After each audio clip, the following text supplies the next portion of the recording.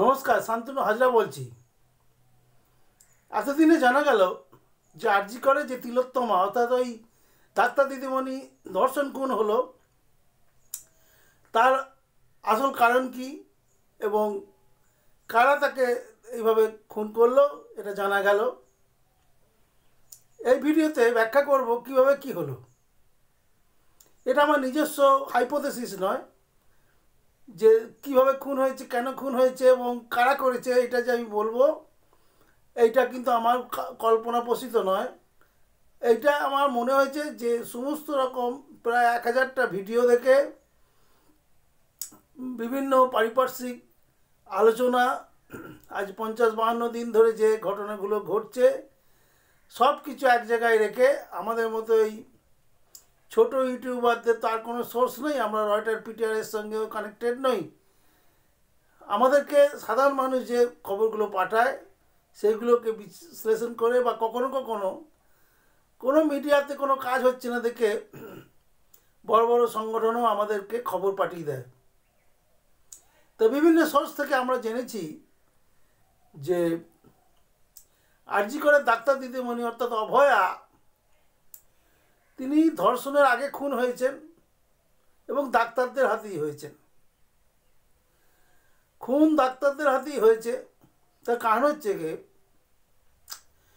ধর্ষণের আগে খুন হয়েছে, তারপর ধর্ষণ হয়েছে। ধর্ষণের আগে তাকে খুব নির্মমভাবে হত্যা করা হয়েছে এবং অত্যাচার করা হয়েছে, শারীরিক অত্যাচার, নিষ্ঠুরভাবে তাকে আঘাত করা হয়েছে। তার সর্বাঙ্গে ছিল আঘাতের চিহ্ন, যে আঘাতগুলো কোনো বড় যন্ত্র, ড্রেগার বা কোনো হাতুড়ি দিয়ে নয়, এবং শরীরের সমস্ত আঘাত মানুষের হাত দ্বারা হয়েছে।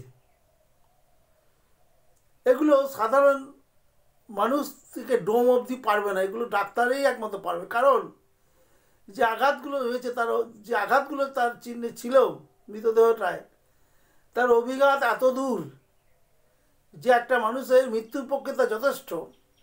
এবং চরম আক্রোশে এই আঘাতগুলো তাকে করা হয়েছিল এবং রক্ত বেশি বেরোয়নি, জাস্ট চুনিয়ে রক্ত পড়েছে।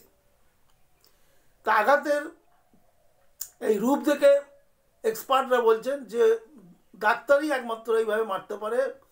কোনো মুরগি যারা কাটে বা কোনো কসাই এইভাবে কোনো মানুষকে মারতে পারে না। হিংস্রতার জন্য বলছি না, যে এইভাবে ধরি মাছ না ছুঁই পানি করে তাকে এইভাবে অত্যাচার করতে পারে না। এবং আগে তাকে মারা হয়েছে এবং এই মৃত্যুর পিছনে মিনিমাম 4 জন ছিল। এই 4 জন ছাড়া মিনিমাম 4 জন, মানে 4 জনই ছিল তা বলা যাচ্ছে না, কারণ কাউকে হাত টেপে ধরতে হয়েছে, কাউকে পা টিপে ধরতে হয়েছে, কাউকে গলায় আঘাত করতে হয়েছে। এবং মৃতদেহকে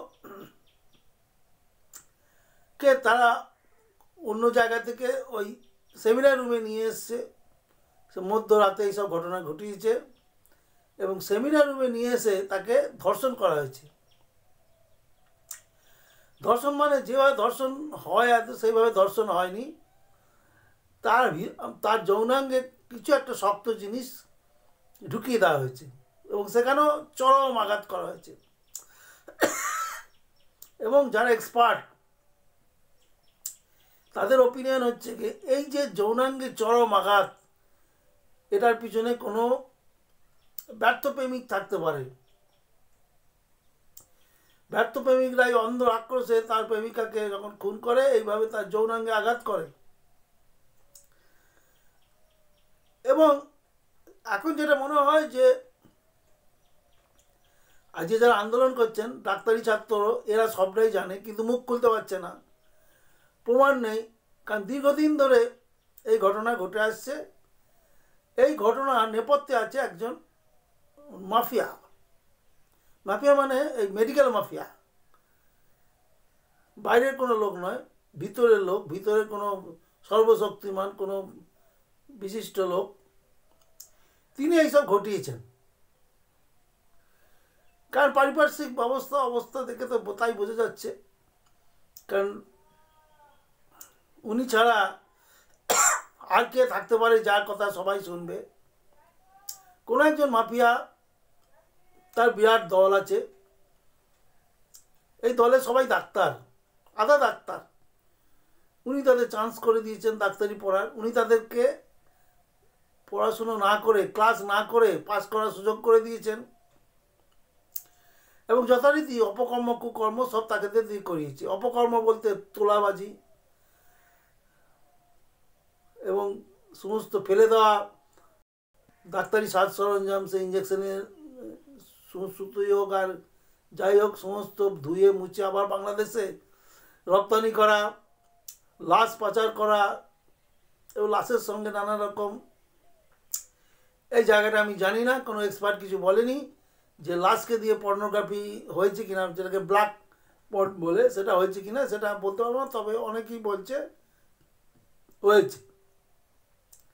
বা এর একটা অতীত আছে, দীর্ঘদিন ধরে আরজি কর মর্গে এইসব হচ্ছে। এর আগে একজন ক্যাবিনেট অ্যান্সার মরে যাওয়ার পর তাকে যখন মর্গে রাখা হয়েছিল, সকালবেলা দেখা হয় যে কয়েকবার তার উপর পাশবিক অত্যাচার হয়েছে। এক্ষেত্রে আমাদের অভয়ের উপরে পাশবিক অত্যাচার হয়েছে, কিন্তু যেভাবে মানুষ সহবাস করে সেইভাবে হয়নি, তাকে আঘাত করা হয়েছে তার যৌনাঙ্গে। এবার প্রশ্ন হলো যে তাকে কে মারতে পারে, কে মেরেছে? মেরেছে মানে একটা বিশাল র্যাকেট, শুধু একটা মেডিকেল কলেজ নয়, হেডেড বাই আরজি কর, মানে আরজি করকে কেন্দ্র করে একটা বিরাট মেডিকেল র্যাকেট আছে, এই মাফিয়ারা চালায়।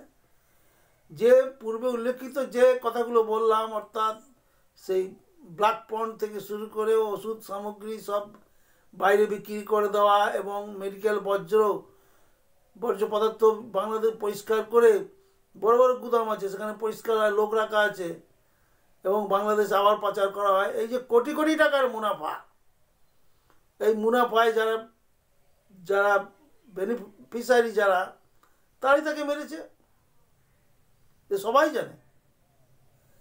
এবং ডাক্তারি ছাত্ররা যারা আজ আন্দোলন করছে এরাও জানে। কিন্তু প্রশ্ন হচ্ছে কি, এদের বাঁচাচ্ছে কি? দেখুন, এই র্যাকেট বা এই মাফিয়ারা কিন্তু আজকের নয়, এরা দীর্ঘদিন ধরে চালিয়ে আসছে। এই মাটি মানুষের সরকার, মহিলা প্রধান সরকারের সুযোগ নিয়েছে এবং ফুলে ফেঁপে উঠেছে। এবং এই মাটি সরকার, মাটি মানুষের সরকার বুঝে না বুঝে সেটা আমি বলতে পারবো না, কোনো এক্সপার্ট কিছু বলছে না, যে ওদের প্রশ্রয় দিয়েছেন। এবং আজকে অভয় আর বন্ধুরা যারা আন্দোলন করছেন, তাদেরকে কতভাবে ঠকানো হচ্ছে। একটা সমাজের একটা ভালো মেয়ে, একটা ব্রিলিয়ান্ট মেয়েকে খুন করা হলো, তার খুনটা নিয়ে কত রকম খেলানো হচ্ছে, মানে বাচ্চা বাচ্চা ছেলেদের, ডাক্তারদের ঠকানো হচ্ছে। প্রথমে হচ্ছে গিয়ে প্রিন্সিপালকে প্রাইজ পোস্টিং দেওয়া হলো, তারপরে একটা সহজবোধ্য একটা ছেলে সঞ্জয় রায়কে ফাঁসি দেওয়া হলো বলে he is the root of all evils. খানিক মানুষ বিশ্বাস করলো। তারপর এই কেসটা সুমতো রাজ্য সরকার থেকে কেন্দ্রীয় সরকার নিয়ে চলে গেল, অর্থাৎ সুপ্রিম কোর্টে নিয়ে গেল, সুপ্রিম কোর্টের বিচারক সিজিআই। এবং সেখানে গিয়ে যেটা করা তো হিমঘরে পাঠিয়ে দেওয়া হলো। আজকে আমাদের দুঃখ লাগে যে আমরা কয়েকজন বিজেপি নেতা তৈরি করেছিলাম, মানে মানুষ তাদেরকে ভোট দিয়েছিল, কারণ সংসদীয় গণতন্ত্রে একটা দল থাকবে এটা কাম্য নয়। যে দিলীপ ঘোষ, শুভেন্দু অধিকারী, এরা মনে প্রাণে চায় যে অভয়ার খুনি ধরা পড়ুক, কিন্তু দেখা গেল যে সুপ্রিম কোর্ট ও কেন্দ্রের সরকার তারাও এই দুর্গসূত্রিতায় মেতে উঠেছেন। কপিল সিব্বল অত বড় একটা উকিল, তার উচিত হয়েছে যে একটা যেটা বাঙালি সেন্টিমেন্টে লেগেছে এবং খুনিরা কেউ প্রকাশ্যে নেই, তারা আড়াল থেকে তারা টাকা দিচ্ছে, কোটি কোটি টাকা, কপিল সিব্বল তাদের হয়ে লড়ছেন। এবার সিজিআই অতীত ইতিহাস দেখলে বোঝা যায় যে এরা বিশেষত কোনো সরকারকে ধরে কোনো সরকারকে ছেড়ে দেয়, যাদের ছেড়ে দেয় তাদের টিকিটই কেউ স্পর্শ করতে পারে না। এই সব মিলিয়েই হচ্ছে অভয়া ধর্ষণ, অভয়া মার্ডার কেস। তবে সিবিআই যেভাবে গিয়েছে গতি প্রকৃতি দেখে মনে হচ্ছে, বড় বড় এক্সপার্টরা বলছেন যে খুব শীঘ্রই সব চ্যানেলে সবাই ধরা পড়বে এবং একটা বিচার হবে। ধন্যবাদ।